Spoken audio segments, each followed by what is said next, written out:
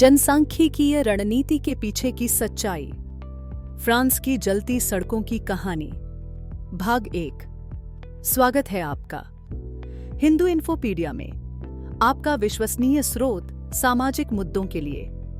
आज हम एक अत्यंत संवेदनशील विषय को छूने जा रहे हैं, जिस पर मीडिया बात करने से कतराता है। फ्रांस पर इस्लाम का प्रभाव। जब आंकड़े मौन न रहें, जब धार्मिक जनसंख्या का भार तय करने लगे कि कानून कौन बनाएगा, कौन बोलेगा और किसकी मान्यता चलेगी, 2025 का फ्रांस सिर्फ एक उदाहरण नहीं है, वह चेतावनी है। जुलाई 2025 के दंगे कोई गरीबों की बगावत नहीं थे, वे सुनियोजित अभियान थे। सटीकता से चुनी गई जगहें, गणितीय पैटर्न में की गई कार्रवाई। यह कोई साजिश नहीं है, यह लोकतंत्र की विफलता की जीवंत प्रयोगशाला है। जुलाई 2025 में फ्रांस एक जीवंत प्रयोगशाला बन गया, लोकतंत्र की दरकती नींव की। सेंट डेनिस में एक ही समय में 14 स्थानों पर दंगे फूटे। वेल्दमार्ने में 8 जिलों में सामूहिक दंगों का आयोजन हुआ, सभी मुस्लिम बहुल क्षेत्र। बंदरगाह, टैक्स दफ्तर, पुलिस थाने, सब योजनाबद्ध तरीके से निशाने पर। जिन इलाकों में मुस्लिम जनसंख्या कम थी, वहां पूर्णतः शांति रही। चूंकि फ्रांस धार्मिक जनगणना नहीं करता, नक्शों पर यही आंकड़े भाषा बनते हैं। 2005 के दंगों पर वैज्ञानिक शोध भी यही दर्शाता है। दंगे हमेशा उन्हीं इलाकों में केंद्रित होते हैं जहां धार्मिक घनत्व अधिक है। यह गरीबी नहीं थी, यह भूगोल आधारित नियंत्रण था। हर जला हुआ चर्च, हर गिराई गई इमारत, हर फहराया गया झंडा एक स्पष्ट संदेश था। अब यह देश तुम्हारा नहीं रहा। सरकार क्या कर सकी? पहले इनकार, इसे युवाओं की बेचैनी बताया गया। फिर झुकाव, सेक्युलर शिक्षा सुधार रद्द कर दिए गए, समुदाय नेताओं से परामर्श। फिर आत्मसमर्पण, इस्लामी परिषदों को राजनीतिक मान्यता दी गई। अगर यही हमले किसी मूल यूरोपीय ने किए होते, आतंकवाद कानून तुरंत लागू हो जाते।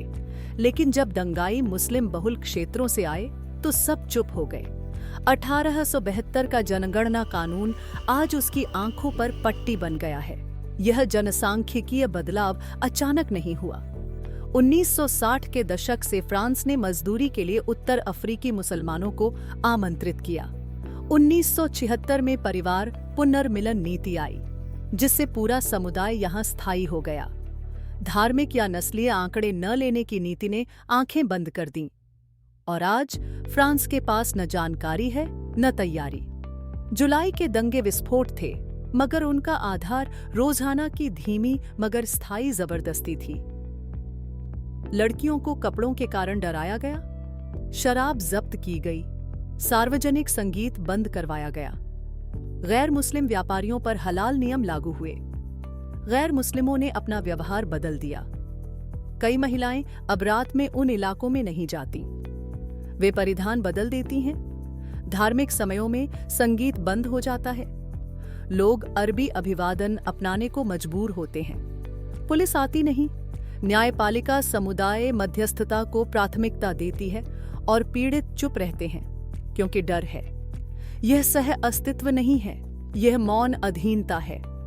कई लोग अब विरोध नहीं करते, वे धर्म बदलते हैं। फ्रांस में इस्लाम अपनाने वालों की संख्या पिछले 40 वर्षों में दोगुनी हो गई है। कारण व्यापार, सुरक्षा, सामाजिक स्वीकृति। यह आध्यात्मिक नहीं है, यह रणनीतिक है। फ्रांस अकेला नहीं है। स्वीडन में कुछ मुस्लिम क्षेत्रों को संवेदनशील क्षेत्र कहा जाता है। ब्रिटेन में शरीयत काउंसिल समानांतर न्याय देती है।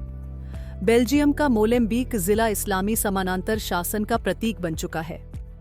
पाकिस्तान स्वयं एक ऐतिहासिक उदाहरण है, धार्मिक जनसंख्या आधारित विभाजन का।